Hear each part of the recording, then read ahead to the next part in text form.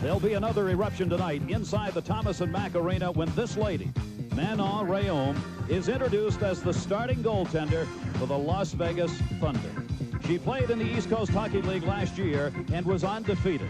These two teams have met before, and they met here, and it wasn't a pleasant sight at the end. Houston won the game, but it ended like this. Well, it wasn't a pleasant sight for Houston because Houston lost most of the battles. That's why yesterday they picked up two guys. Steve Martinson out of retirement, tough guy, and Kevin Grant off of waivers from Milwaukee. Terry Ruskowski, the Houston coach, said, this will not happen again. We will not let them beat us physically. Jim Kyte, the defenseman, could not get it. Back they come the other way. 2-on-2 chance. Score on the first shot!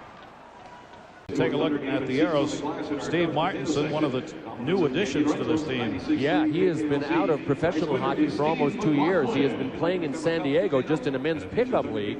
But people that remember him from his days in the NHL with Detroit and Montreal and later Minnesota at the end, his total of 4 years and a number of minor league years, remember him as a tough guy. That is what the Houston Aeros needed. They did not have a bona fide tough guy, but we'll have to see what Steve Martinson's got. He can't be in International League shape yet. They just brought him in yesterday. Mike McKee on the right of your screen will get up high on Jeff Reed. Called an elbow. Yeah, he pretty well scuffed him. Arneal dumped into the corner. It'll be chased down and wrapped out of the zone. Richard on the attempt. Didn't get it out. He'll try again. Jean-Marc Richard can't get it out again. Jodorowsky twice. Tip, score! Chased down by Mario Chitterani. Chitterani got it back up. Near side shot. Save made by Manon all the way back to the line. That shot is gloved and held on to. Brian McKee from the blue line on the second chance. Well, Manny looked like she might have taken matters into her own hands as far as getting the feel for the puck, because on this one she kicked the rebound right out to the point. She had a teammate out there whose back was to her, so he missed it, but the second shot came in. Yep, they're trying to go high. 2-on-1 shorthanded. Chitterani coming. Chitterani's got Maurice with him. Score! Shorthanded goal! Look at the shot he put on the far side on Bellemont.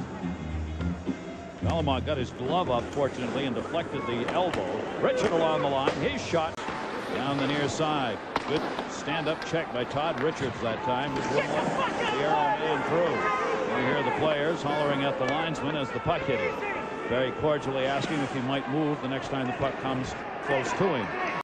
And can only dress the 16. And a lot of these teams don't carry a lot of extra players. In! Score for the blue line Sharples! That shot just trickled through virtually everybody on the ice. They're trying to gun it in on Gamble now and create chances that way. Cleared out. What a hit on Jakes. Lohan hit Jakes right in front of the Thunder bench and almost drove his head into the top of that bench, right along the dasher. Gee, why did they call him Chainsaw? Oh. Actually, it was E.J. McGuire, an assistant coach in Ottawa a couple of years ago, that nicknamed him Chainsaw. A reporter was asking him about him, and he said he just comes at guys like he's got a chainsaw in his hands. A little whip action right there. It's a handy nickname to have, like when you're in a rough part of town. Bonk will stay out on the ice, moving in to take the draw. Chitterani for the Aeros. Bonk still complaining. He got dumped at center ice. Thought there should have been a call on it, and there wasn't. That's what he was arguing about. He's being told to get out of that face-off circle. Oh, boy, did he ever take a right to the chops. And he's going to get caught. Bonk just took a right to the chops from Steve Martinson. 26 in green. It was a terrific right cross that just nicked his chin right off the draw. They were the two who were going at it at center ice before the whistle. Steve Martinson, the newly acquired. Watch this. Watch. Good right cross. Boom. Right ahead intended for Bonk. Didn't touch that up. Played by Gamble. Almost lost that one. Quinney was cutting in and got a piece of that, then got nailed behind the net. Jean-Marc Richard got it back in. Quinney, boy, is he getting leveled by Grant. That's twice Grant has decked him behind the net. The two physical players they've picked up have really showed up in this game. Jodorowsky, the last shot behind the net. Cleared out. Chased down by Richard. Jean-Marc Richard on the touch. Still gets hit by Yeo and didn't like it. Richard and Yeo.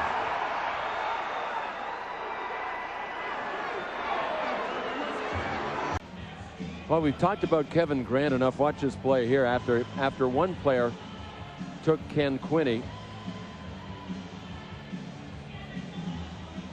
Trust me. Here's Kevin Grant. Trust me.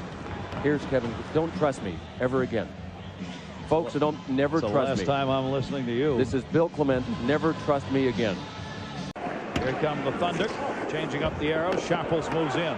Sharples, he dropped it back to Yashin. Yashin to Sharples, the shot, score! Abscheid pass back to the point. Richard's shot deflected straight up in the air. Again wide on the tip. Now the Thunder keeping it in. Jean-Marc Richard had that opportunity. Oh boy, Yashin's really going at it with Steve Gosselin. They have had a mini war going on for about 30 seconds. Gosselin is only 5'9", but he weighs 190 pounds. Yashin is 6'3".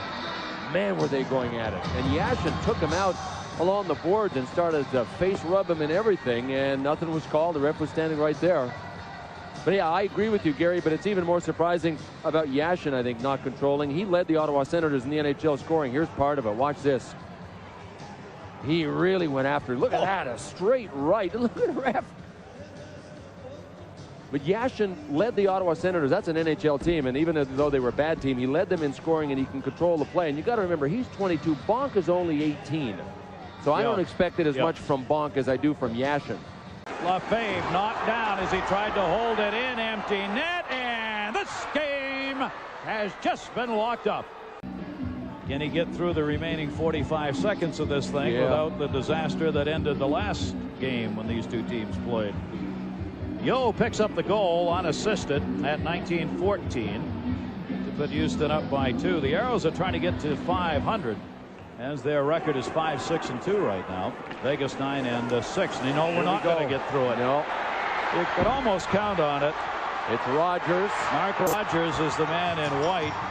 And this was St. Cyr, I think. Yep. True it is. St. Cyr's tough customer, and Rogers is willing to participate in this deal. This is how it got out of hand last time these two teams met near the end of the game. St. Cyr second on the Houston team in penalty minutes with 54. And after the linesmen move in, they separate. Mark Rogers, who has picked up 50 penalty minutes.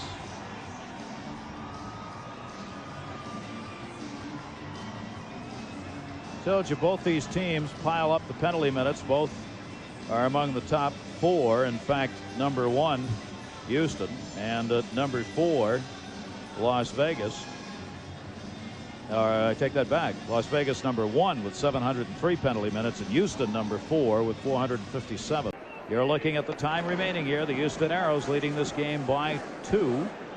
And with only 2 goals up there, the deciding goal in this game came against Manon Rheaume. And here we go again, Jim Kyte at the other end. Yeah, and with Steve Martinson, his first game back in the pros after a couple of years of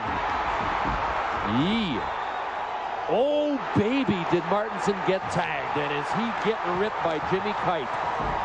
Man. Well, one thing you don't do in those men's leagues in San Diego is take on guys like Jim Kyte very often. Jim Kyte, 30-year-old veteran, 6'5", 220 pounds, right there.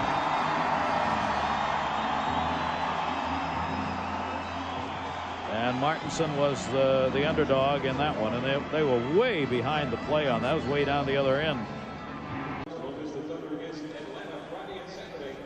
And we will be back to Las Vegas.